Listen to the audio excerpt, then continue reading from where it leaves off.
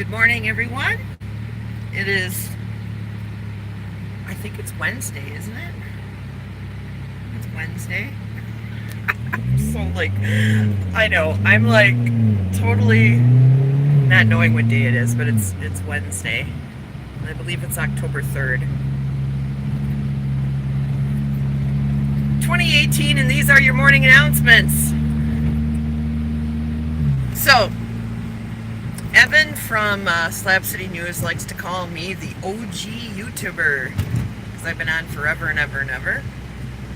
10 years. I started making YouTube videos just for the heck of it. I have a background in videography. I went to Milwaukee Area Technical College for telecasting, which is basically video multimedia. And the video multimedia processes like editing and technical directing, camera operation, lighting. I worked on a couple TV shows, and then I left the industry because it's a really tough industry to be in. It really is. It becomes your life.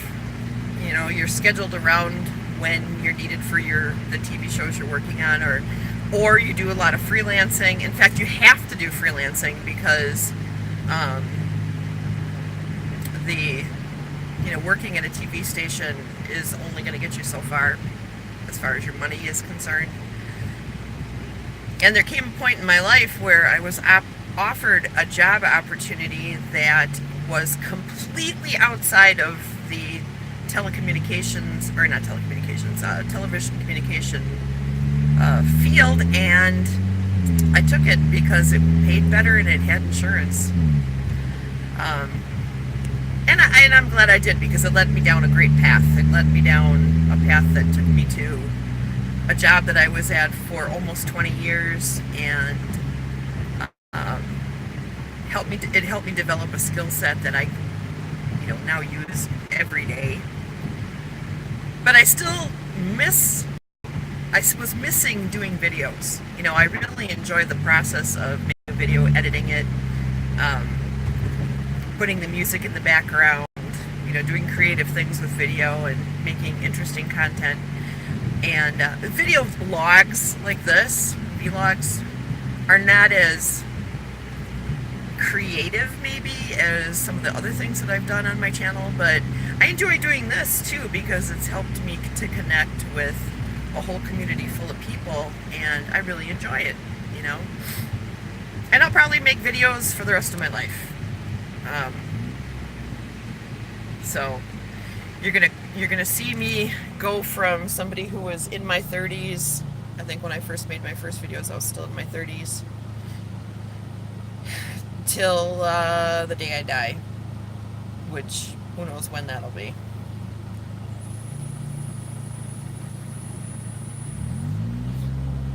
Speaking of which, I don't know if any of you guys watch Huey Tom's videos. Huey Tom started chronicling his battle with cancer 2 years ago, and I found him by accident. I was looking up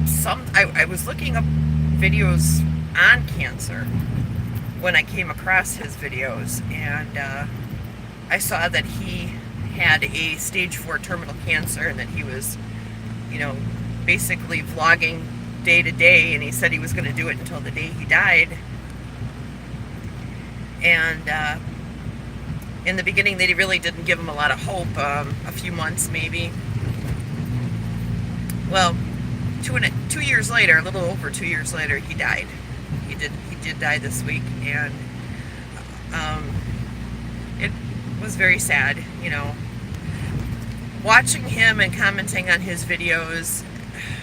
Even though we're completely detached by thousands of miles, a whole country, because he was in the UK. When you watch people day to day like that, they start to feel like friends, even if they're not actually your friend. You know what I mean? I'm sure you all have had that experience with somebody on YouTube already. Maybe you think of that with me. But I had been watching his videos and praying for him and just cheering him on and hoping that they'd find something that would help either slow down the cancer or stop it altogether. But unfortunately, that never happened. And he really fought. He tried every trial that was available to him, every study. He tried, different drugs that are coming out that were like phase 3 drugs, Whew, I'm dropping my phone. Hang on, everybody. And, he really fought. He fought hard, kept a good attitude. There were days when he was down and depressed, but the one thing, the strength that he drew a lot of strength from his viewers. His viewers would be there encouraging him on and praying for him and letting him know that they're thinking of him. And you know what? I think that more than anything is what kept him going. And so when I found out that he passed away, my heart broke. I just felt so sad. But at the same time, I'm also glad that he's not suffering anymore, because you want to talk about suffering. That cancer had spread to every part of his body. His body was being eaten alive by very aggressive tumors. They were just everywhere. And at least he's not feeling that pain anymore. The last video that he put out, he was in a hospice. They had him on morphine. And having, lost my father to cancer and several other people to cancer, taking a look at him, I knew that the end was near. And at that point, I stopped praying for some kind of miracle and started praying that God would just take him quickly. And then he did. So, whew, yeah, that was kind of a bummer. But on a positive note, his family is amazing. Amazing. They stood by him through the whole thick of it. And I was really impressed with just how loving and supportive and encouraging and positive his family was. I've never seen anything like it. Never seen anything like it. Huey Tom got married 2 weeks before he died. And his wife was just amazing. She was his longtime girlfriend, so she had been around for a long time through the whole process, but she stood by her man like nobody I've ever seen before. And his mom was right there, and she was always encouraging him, always joking with him. Really, really just an amazingly strong woman. If I was a mom and I'm watching my child slowly but surely die, I'm not sure that I'd be able to hold it together. But this woman found a strength and she held it together, and I was super, super impressed with her strength and her courage. Oh, just unbelievable. I remember when my mom was diagnosed with breast cancer, I became a mess. I was a mess. I held it together in front of my mom so that she didn't know what I was going through, but behind the scenes, I was a crazy mess, okay?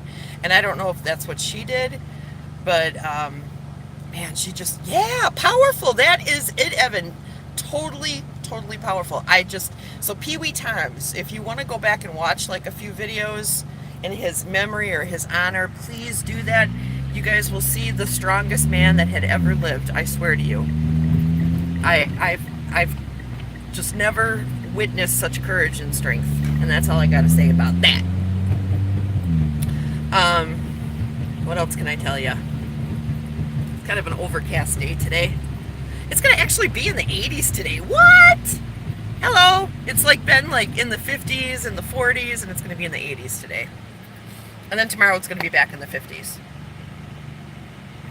What kind of hell place do I live in? That's what I'm asking. I love Wisconsin. I love it. But I'll tell you what, if you don't like the weather, just wait 5 minutes, because it's gonna change, okay? Yep. don't have anything else exciting to tell you guys. I've been watching a lot of videos this week on old computers. I've been feeling nostalgia. Um, I'm an old school computer builder. I've built every PC that I've owned except for the last two. The last two I decided I'm not building them anymore just because it wasn't any cheaper really to build the PCs that I wanted. Maybe by maybe $50 or something like that, but then you put your time and effort and the chance of some kind of component failure into mind, and it's just not worth it to me anymore to build my own PCs. I'll upgrade them, but I don't build them anymore. Morning, Ron! How are you? Are you doing all right? I hope you are.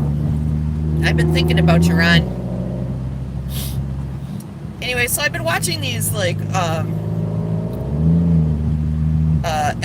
The name of the channel is LGR.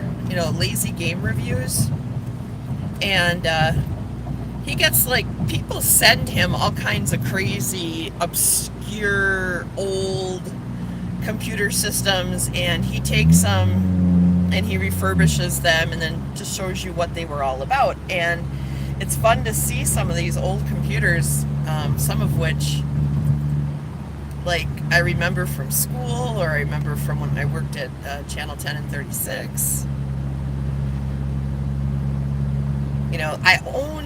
I bought my very first computer because I didn't know anything about them at that time. And then one of my very dearest, bestest, brotherly-like friends in the world helped me build my first PC. That was a 486. I actually had a hand-me-down 286 that I had for a couple months, and then it broke down, and that was the end of that. And it was already old tech when I got it. But it got me, used to Windows and the dial-up modem. Oh my God. I don't even remember how many baud it was. It was something crazy slow. And then I got bought a 386, and that thing was $2,500 or something crazy like that. And it had less memory and a processor that was about 1/5 the speed of my watch. But I remember the first video I watched on it was of the Hindenburg disaster, and it took a half an hour to download the dang video. Yes, Ron, we are sending you so many positive vibes. You don't even know. I'll read your messages when I get to work. I apologize. I'm driving, and I got these glasses on, so I can't see for crap when it comes to reading. They're great for driving. Reading, not so much. But I've been praying for you, Ron. Anyway, so I had this 386, and then I quickly outgrew that, and then I got a 486. Again, it was still dial-up. Oh no, I built the 486. And then you started getting into all the different Pentium processors, and I remember this one beast machine I made. I'm not kidding you. I turned on the power supply and the whole room would go dark for a second, then come back up again. It was like when I had my 3 graphics card and a whole slew of monitors, because I was going to try to build a flight simulator, and that never came to fruition because I got laid off from the job that I was working at for 20 years, and my pay was substantially less. So never afforded to do it, so then I kind of just gave up on that idea. Although I've been thinking about it again. I've always wanted to learn how to fly a plane. Actually, I've always wanted to build my own plane, but of course, I'm almost 50 years old now. That ain't gonna happen. I would love a plane. Little Cessna. That'd be so cool. Heck, I'd even like an ultralight. I just want to learn how to fly. I want to learn how to fly. Is that weird? Is that a weird thing to want to do at my age? Maybe, I don't know.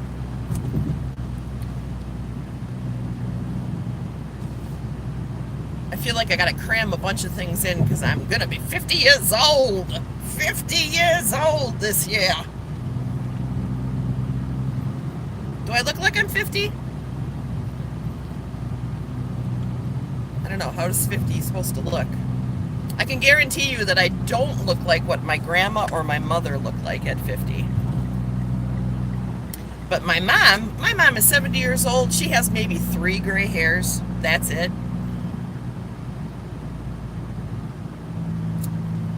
All right, I am zooming through the tunnel.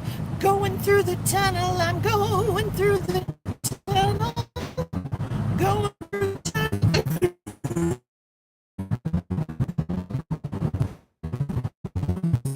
For a second, guys. Hang on. Almost through.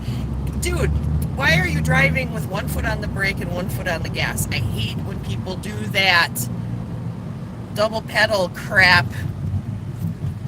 Why do you do that? It's not a stick shift, dude.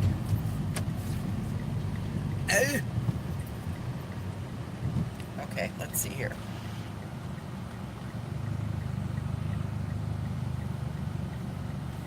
Well, thank you. Thank you for saying that I look young. I'm trying my best to keep my skin supple and young.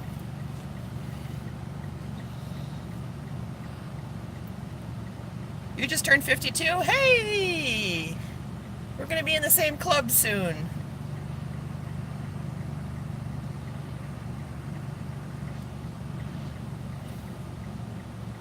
Yeah, happy belated birthday, my friend. And many more.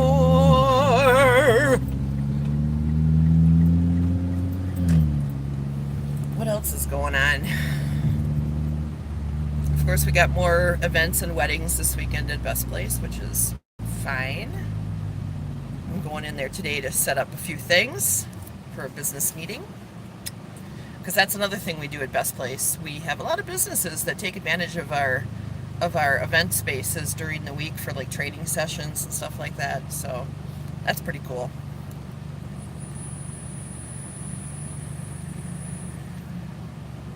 Sometimes they leave stuff behind, like pens and coffee cups and folders and stuff like that. Have fun cutting the grass there, Evan. Good to see you, my friend. Keep on reporting. I enjoy that. Actually, I'm going to let you guys go because I am almost to work. But I hope you guys have a great day. And I love you guys. Thanks for tuning in. You guys take care.